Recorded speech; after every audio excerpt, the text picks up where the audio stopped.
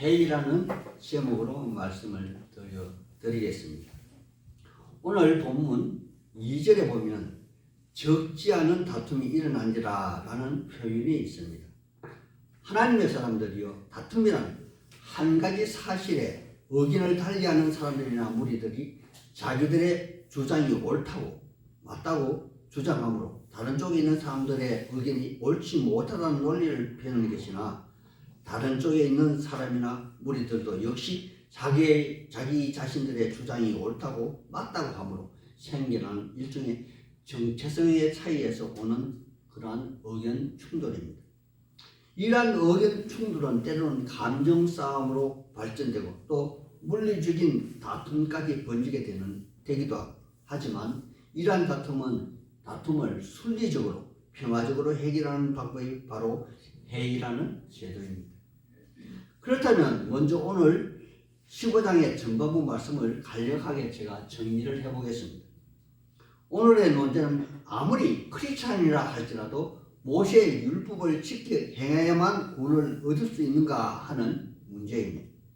문제의 제기는 열심히 특심한 유대교 크리스찬으로서 예루살렘에서 이곳 수리아 안디옥까지 찾아온 몇몇 신자이며, 이는 예루살렘에 있는 바리새파 유대 크리스찬을 대변하는 무리입니다. 따라서 안디옥에 있는 장로들이 이 문제를 예루살렘에 있는 사도들과 장로들의 판단을 요구하는 것이며, 이 문제로 바울과 바나바 일행이 파송이 됩니다. 여기에 가장 핵심적인 답변을 하는 분이 바로 베드로 사도가 있으며, 그 내용을 뒷받침하는 분이 바로 바울과 바나바입니다. 따라서 예루살렘 공회에서 예루살렘의 수장인 예수님의 동생 야고보가 이방인의 크리스찬의 구원은 모세의 율법을 대변한 할례의 그 짐을 이방인에게 더 이상 지지 말라는 최종적인 결론을 제시하는 것으로서 오늘의 그 논쟁은 일단락되는 그러한 모습입니다. 그럼 오늘 본문을 하나하나 풀어서 한번 살펴보겠습니다. 문제의 발전은 여기 평화롭고 은혜로운 분위기에 수리아 안디옥 교회의 한 무리의 새로운 사람들, 즉 그들의 입장에서 열심히 특정한 몇몇 바리새파 유대 크리스찬이 이곳에 찾아와 그들의 주장을 표면화함으로 안디옥 교회에 커다란 변론을 동반한 다툼이 일어났습니다. 물론 다툼과 논쟁의 변론은 아무리 믿음으로 성령 체험을 하고 예수를 주로 믿는 이방인 크리스찬이라 할지라도 모세 율법을 지켜 행해야만 한다는 그러한 주장입니다. 따라서 다툼의 당사자는 여기 안디옥 교회의 리더인 바나바와 바울, 그리고 그 다툼을 몰고 온 장본인들은 예루살렘 교회에서 온 유대주의 크리스찬들로서 서로 한치의 양보도 없는 그러한 모습을 보이고 있습니다. 그리고 다툼의 내용은 이미 제가 말씀드린 대로 모세 율법의 모든 조항을 대변하는 할례의 시행입니다.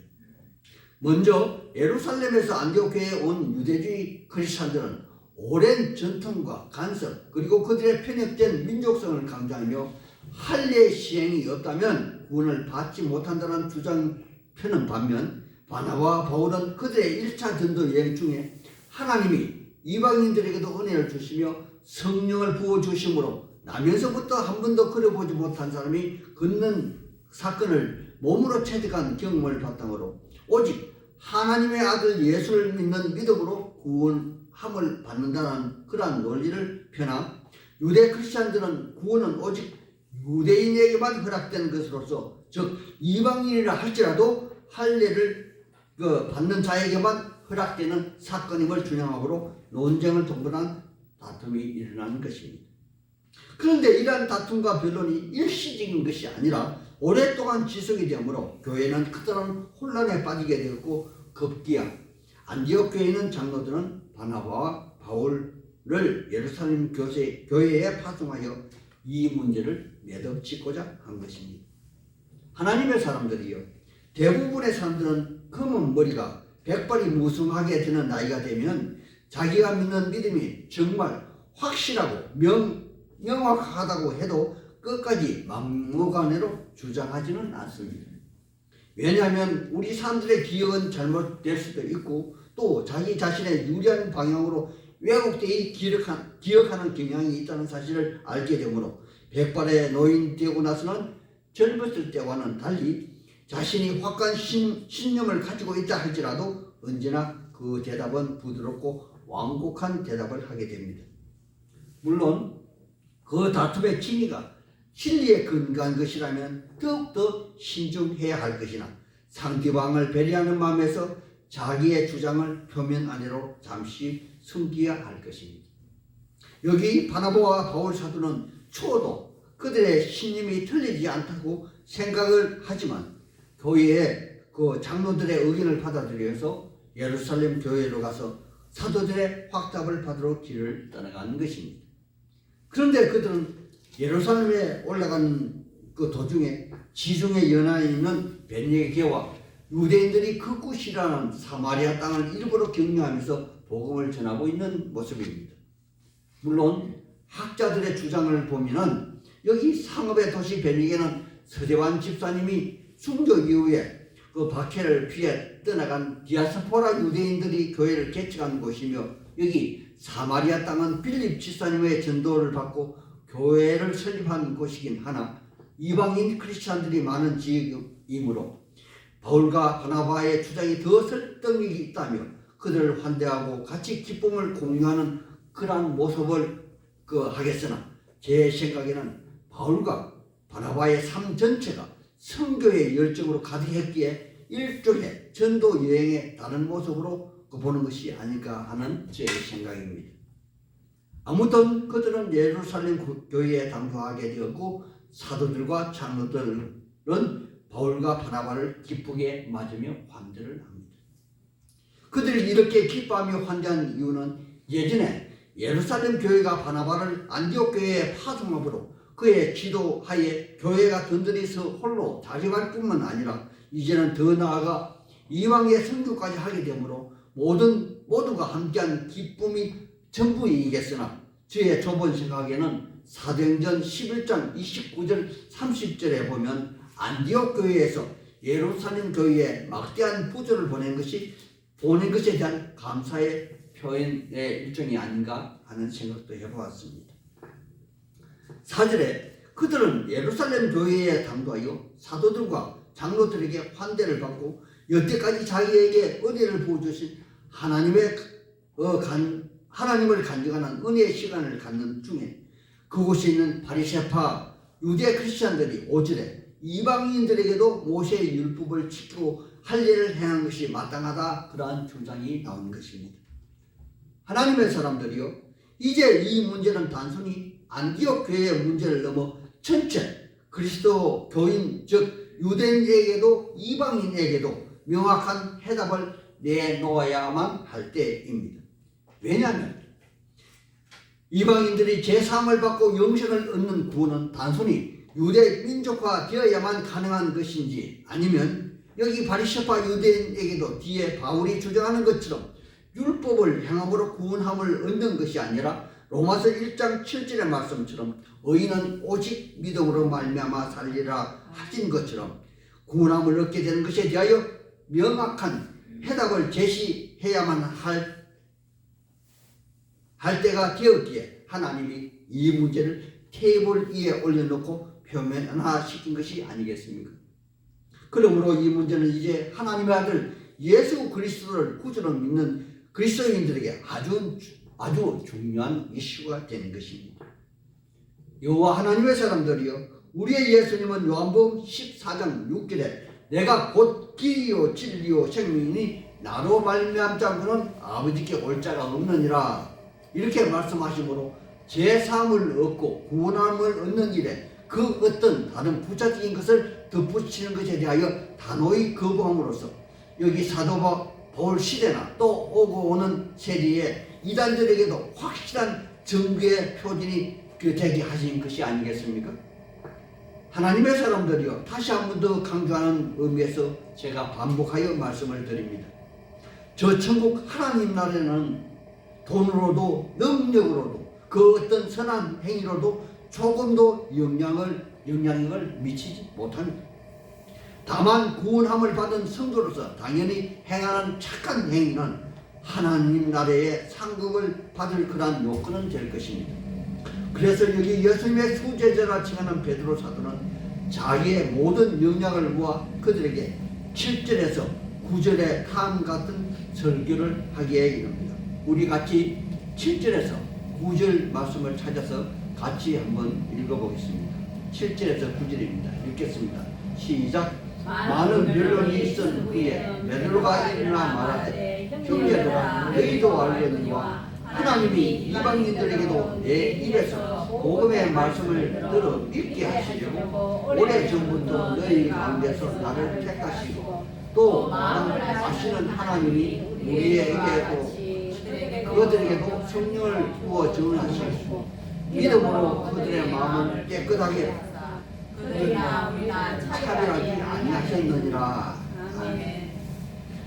하나님의 사람들이요, 여기 이 말씀은 베드로 사도가 요바에 있을 때에 환상을 보았고 또 가이사라에 있는 백부장 고넬료는 그를 그의 집으로 초청하여 그를 찾아가 만나 베드로 사도는 그 집에서 말씀을 전할 때 성령이 임한 사건이 배경이 된 그러한 말씀인 것입니다. 이 얼마나 놀라웠던 사건이었겠습니까? 성령 하나님은 유대인 베드로 사도에게 지금까지 금기시되어 있는 이스라엘 백성들로서는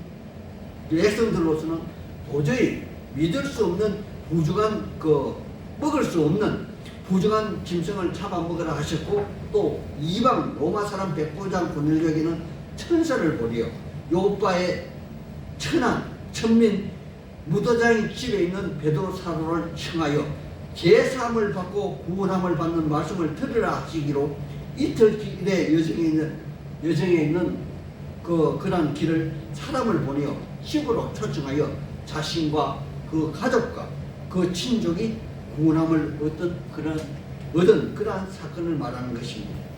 따라서 베드로 사도는 고넬료 집에서 율법을 전하는 것이 아니라 할례를 행한 것이 아니라 자기를 믿고 따르는 사람들을 위해서 십자가에 죽으시고 3일 만에 다시 부활하셔서 40일간 제자들과 동거동락을 하신 후에 하늘에 오르시어 마침내 만유의 주가 되신 예수님을 전하는 것입니다. 이 말씀이 제3의 비결이요 구원함을 얻는 진리의 말씀인 것입니다. 그러므로 베드로 사도는 자칫 이방인에게 복음의 말씀을 전하는 장본이라 주장하며 더 이상 율법을 지킬 것을 주장하고 할례를 행할 것을 주장하게 된다면 자신의 명예와 이름을 걸겠다는 무언의 악력을 가함으로 회의의 그 장례를 조용하게 하는 것입니다.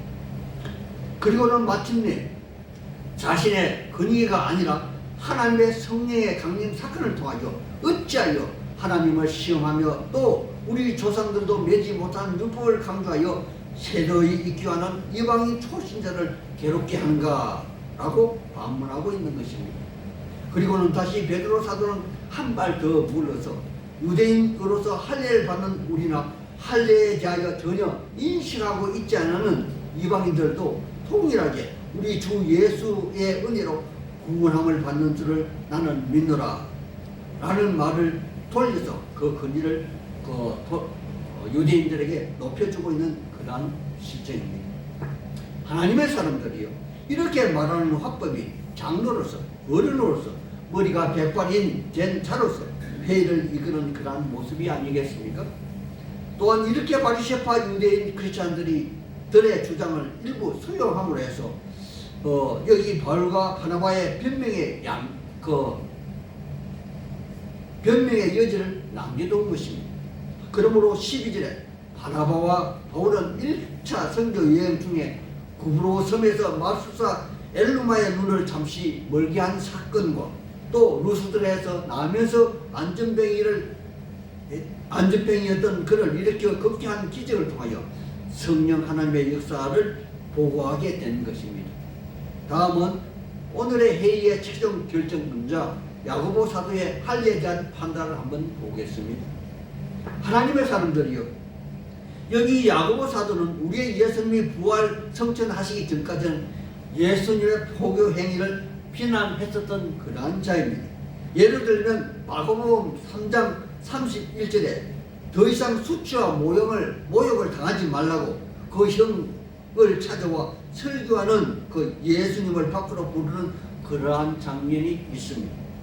그랬던 그가 어떻게 예루살렘 교회의 수장이 되었는지 성경에는 전혀 언급이 없지만 전통 신학자들의 주장에 따르면 베드로 사도와 예수님의 사랑하는 제자 요한의 강력한 추천으로 야고보 사도가 예루살렘 수장을 맡았다는 설이 있으며 그는 단지 동생이라는 신분으로 지도자가 된 것이 아니라 예수님이 부활 성천하신 이후에 마룻바닥에 무릎을 꿇고 얼마나 기도를 했던지 마룻바닥 송편이 패이고 또 무릎은 낙타 무릎처럼 딱딱하게 되었으며 또 신앙의 삶을 행함으로 묘사하는 그의 말 야고보서 2장 26절에는 영혼 없는 그 몸이 죽은 것 같이 행함이 없는 믿음은 죽은 믿음이라 그렇게 주장을 하기도 했습니다.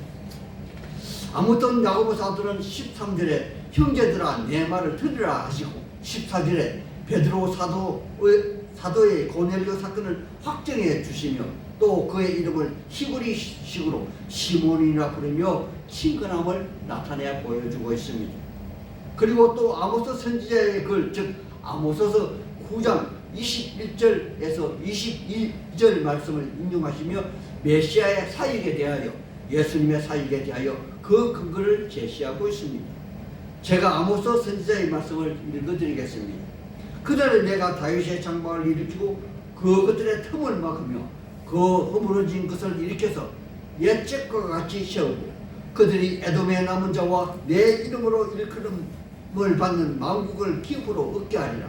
이 일을 행하시는 여호와의 말씀이니라. 아멘. 이러하다면 여호와 하나님의 사람들이요 여기 본문의 말씀에서 다윗의 장막을 일으켜 세우신다는 그러한 말씀은 이미 이스라엘 나라가 없어진 그러한 상태인데 어떻게 다시 세우시겠다는 것이며 또 무엇을 말하는 것일까요? 여호와 하나님은 처음부터 이 땅의 모든 것은 아담의 범죄 이후에 만물이 그리고 창조의 모든 질서가 무너진 것으로 보았습니다. 그러므로 여호와 하나님은 갈대아 우르에서 아브라함을 택하시고 그 자손 중에 다윗을 만남으로 심히 기뻐하셔서 그를 통하여 내 뜻을 다 이루라 하시지 않았습니까? 즉 모세의 율법을 기반한 다윗의 후손으로 이 땅에 왕국을 만드시는 것이 아니라 최초의 사람 아담 이전에 온전하고 완전한 상태의 하나님 나라, 즉 이 땅의 모형인 다윗의 후손으로 세워진 하나님 나라는 빛이 586년에 바벨론에 의해서 완전히 멸망되어지고 에레미야 선지자가 예언한 에레미야 31장이 전혀 새로운 새 언약으로 맺어진 하나님 나라의 건설을 이야기하고 있는 것입니다. 그러므로 그날의 율법은 돌판에 새겨진 상호 초안적인 행위의 십계명이 아니라 만판에 새겨진 하나님의 사랑으로 나는 그들의 하나님이 되고 그들은 내 백성이 될 것이라는 전적으로 온 우주 만물을 창조하신 창조주 하나님의 십자가 사랑으로 맺어진 그 일방적인 선포인 것입니다. 따라서 육신으로서는 아브라함의 약속을 계승하는 다윗의 혈통이지만 영으로서는 아브라함을 축복한 멜기세덱의 반차를 따른 아브라함과 그 다윗의 이인 창조주 하나님의 나라로서 그 나라는 구약의 야곱의 형님의 족속인 에돔 족속을 포함한 나라가 될 것이나 여기 신약의 사도행전을 기록한 누가는 에돔 족속을 대신한 이방 모든 민족으로 변환하여 그렇게 기록한 말씀인 것입니다. 이러한 선지자의 말씀을 깨달은 야고보 사도는 예수가 곧 그 구약의 메시아 신약의 그리스도이심으로 아모스 그 선지자의 예언의 말씀이 성취된 것으로 또 모세의 율법이 완성된 것으로 보았기에 이방인으로서 하나님의 새 언약에 들어온 자들은 할례로 괴롭게 하지 말고 다만 근본적으로 그 하나님의 그 사상과 배치되는 우상에 더러운 것과 그에 바쳐진 재물을 경시하는 것으로서 목매어 죽인 그 짐승과 피를 멀리하는 것이 야고보 사도의 의견이라 자기의 소신을 밝히고 있는 것입니다. 그리고 덧붙여 하신 말씀은 자신도 언약의 말씀을 맡은 이스라엘 민족의 후예로서 아직도 메시아를 기다리는 디아스포라 유대인들, 즉 모세의 율법을 따라서 회당을 짓고 그 언약의 말씀을 지키게 하는 유대인들 때문에 이 말씀을 덧붙인다고 말씀하고 있기도 합니다. 그러하다면 하나님의 사람들이요, 사도 바울은 뒤에 갈라디아서를 기록하면서 갈라디아서 6장 15절에 할례나 무할례나 구원과는 아무런 관계가 없는 것으로 이해했기에 후에 그의 믿음의 아들 디모데를 사도행전 16장 3절에 그를 할례받게 한 사실 또한 우리는 기억해야만 할 것입니다. 이것이 최종 예루살렘 교회의 결과입니다. 이제 말씀을 맺으려 합니다. 하나님의 말씀을 증언할 때는 꼭 구약의 말씀의 근거를 제시해야 합니다. 그렇지 않으면 믿지 못할 것입니다. 믿음은 결단코 어떤 행위로 받는 것이 아니라 하나님의 선물이라는 것입니다. 하지만 그 선물을 받고 안 받고는 그 사람의 선택의 문제이겠죠. 우리 모두는 그리스도이신 예수님을 믿음으로 영원한 하나님의 나라 생명의 주인공이 다 되시기를 우리 주 예수님 이름으로 소망하고 축복하는 바입니다. 아멘. 아멘.